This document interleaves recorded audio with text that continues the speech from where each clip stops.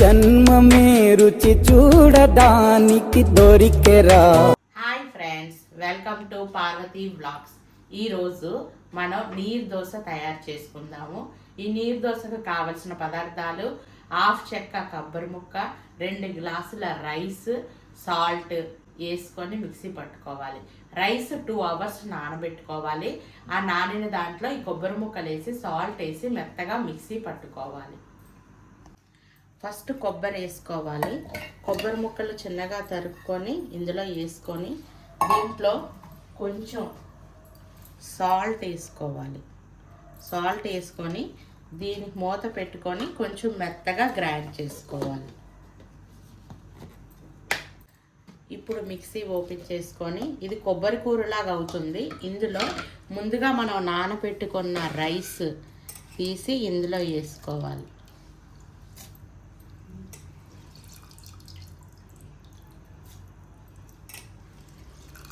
Quota rice అయితే బాగుంటుంది.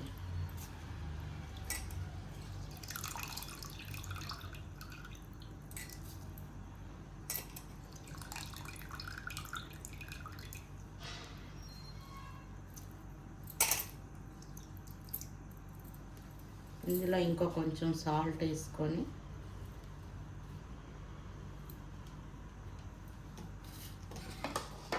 మూత పట్టుకొని మెత్తగా మిక్సీ పట్టుకోవాలి. ఇప్పుడు మిశ్రమాన్ని మెత్తగా మిక్సీ పట్టుకోవాలి. దీనిని ఒక గిన్నెలో వేసుకొని దీనికి తగినంత సాల్ట్ దీంట్లోనే చేర్చుకున్నాము. ముందు పట్టిన మిశ్రమం తర్వాత పట్టాము. మెత్తగా పట్టుకోవాలి.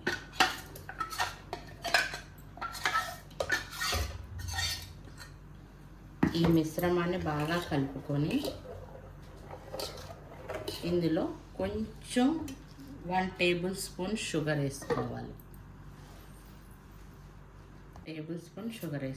వేసుకొని బాగా కలుపుకొని ఒక పక్కన పెట్టుకోవాలి. ఇప్పుడు పొయ్యి వెలిగించుకొని అట్ల రేకు పెట్టుకోవాలి. పొయ్యి మీద మరీ హై కాకుండా మరీ సిమ్ కాకుండా మీడియం ఫ్లేమ్లో రేకు వేడి అవనివ్వాలి.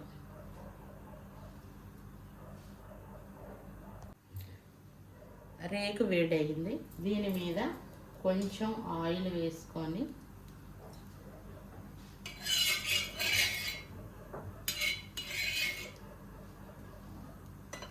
ఇప్పుడు మనం రెడీ చేసి పెట్టుకున్న నీరు దోశ మిశ్రమాన్ని మరీ చిక్కగా ఉండకూడదు, మరీ పలుచగా ఉండకూడదు.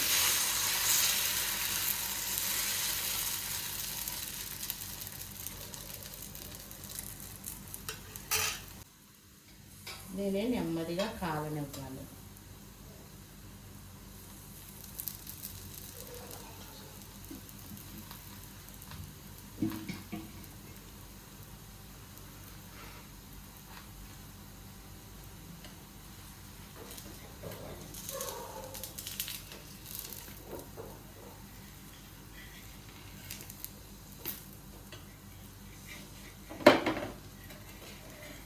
ఇది మరీ కలర్ రాకూడదు, వైట్గానే ఉంటాయి.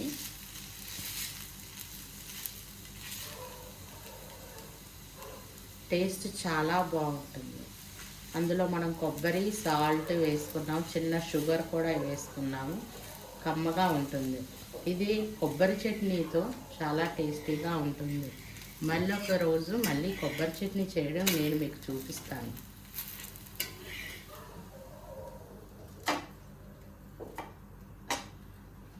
నీరు దోశ రెడీ అయిందండి. ఇది కొబ్బరి చట్నీతోటి, దబ్బకాయ చట్నీతోటి చాలా బాగుంటుంది. ఇది ఒకసారి ట్రై చేసి చూడండి. నా వంటలు మీకు నచ్చితే లైక్, షేర్, సబ్స్క్రైబ్ చేయండి. బెల్ ఐకాన్ నొక్కండి. జన్మమే రుచి చూడడానికి దొరికెరా.